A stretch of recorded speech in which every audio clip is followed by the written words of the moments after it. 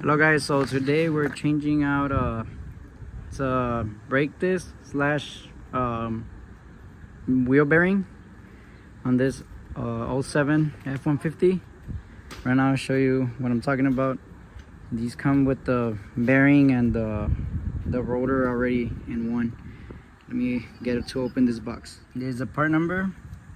We got it from AutoZone, and this is what I mean with it being the rotor, and this right here is the bearing, and obviously there's a rotor. So it all comes together like this. I think only in these trucks, this model, because I think like the other ones, the old 10s, I think it changes. It's different. At least the one for right now I show you, the 2012, it's different. And you hear the bearing. Oh, let me turn it around. So this is what I mean right here. This is what I mean right here. That it comes together.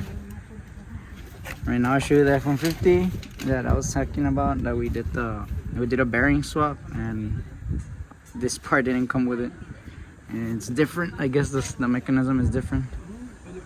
Look at this other F150. You guys welcome back to This one, this style F150s are different. Then this one has the rotors and their wheel bearings by the, like there's two parts instead of it being one. I can't really tell, but so yeah, those ones are different. So as always, we need to remove the wheel hub. So if you have the stock lugs, it's gonna be 13/16. Obviously jack up your vehicle and start taking it off.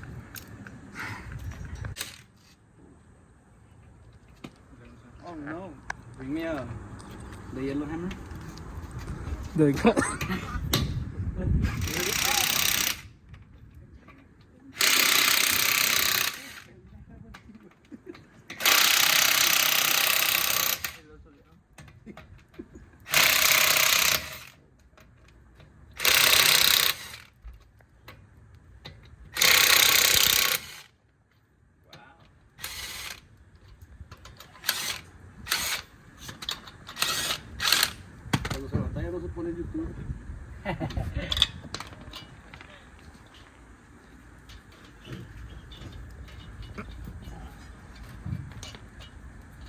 I think he's starting to feel uncomfortable.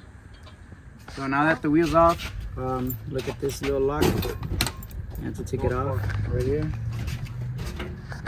Right there. You just get some pliers, bend it back, and pop it out straight. So it just basically comes out like that, and there's a cover which it just slides off like that.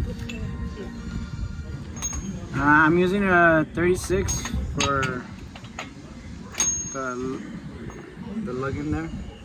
So I'm using a 36. Make sure it's a long socket, because I had a small one and it didn't reach. So it's I'm using a 36. That's what I used last time. Yeah, I don't know why. So I don't know if it's a 36 or 35. Last time I used this one, but make sure it's a long one, because it's not gonna be able to go all the way in there. So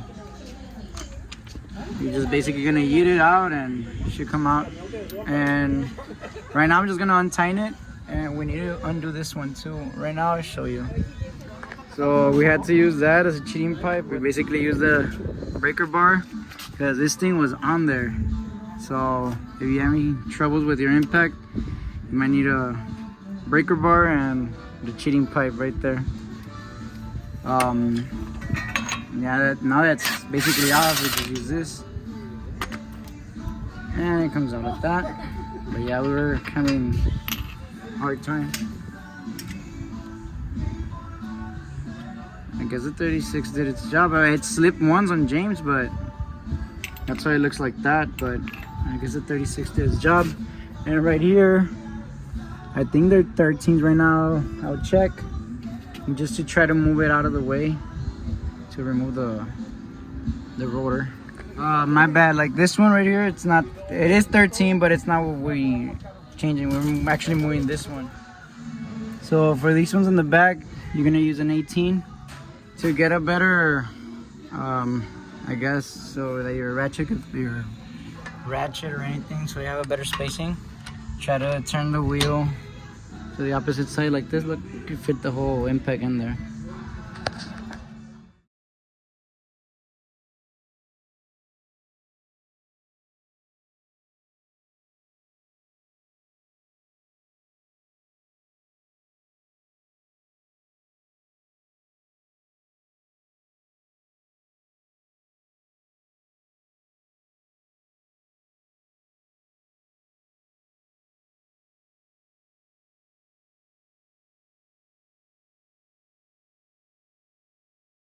We took it off, and when it came off, it was already falling apart, and the other piece of the bearing stayed in there.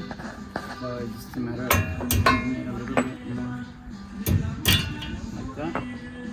You can see it's all oxidized on the inside. And right here. So it goes there. And to put the other one, try to grease this up a little bit, and a little bit over here. And you just put it back.